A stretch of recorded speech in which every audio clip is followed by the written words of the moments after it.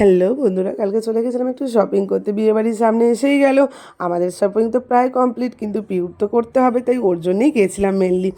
তারপরে গিয়ে ফার্স্টে এই জুতোর দোকানটায় গেছিলাম, কি কিউট কিউট জুতো, তো পিউর জন্য একটা বাড়িতে পরার জন্য ঠান্ডা একটা জুতো কিনে নিয়েছিলাম। তারপরে দেখো কি সুন্দর সেজে উঠেছে যেন প্ল্যানেট, যেহেতু সামনেই ক্রিসমাস, চারিদিক যেন এরকম রাস্তার মধ্যে সাজিয়ে রেখেছে। এটা যদিও একটা রেস্টুরেন্টের ভেতরে, তো আমরা ভেবেছিলাম যে লাঞ্চটা কালকে বাইরেই করব। তো সেই জন্যে ফার্স্টেই চলে গেছিলাম খাবারের জায়গায়। তো ওখানেও গিয়ে দেখি কি দারুণ ডেকোরেশন। এটা সিটি মার্টের ঠিক পাশের গলিতেই, এর আগেও অনেকবার গেছি।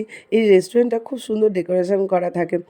যাই হোক, আর বাইরে দেখো এইগুলো বিক্রি হচ্ছিলো কালকে পুরো স্প্যার জুড়ে, মাথার হেয়ার ব্যান্ড, চোখের চশমা।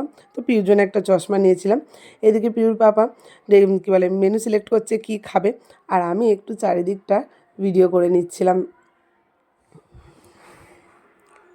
পিউকে সেরকম বাইরের কিছু দিই না আমি এখনও অবধি, একটু বাইরে গেলে কেক টেক খাই, তাই ওকে লাঞ্চ আমি বাড়ি থেকেই করিয়ে নিয়ে গেছিলাম।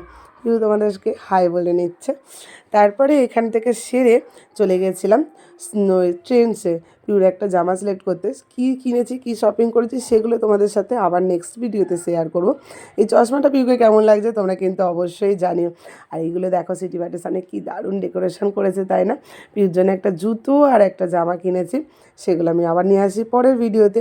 আজকের ভিডিওটা এখানেই শেষ করলাম, আবার দেখা হচ্ছে নতুন কোনো ভিডিওতে। চলো টাটা।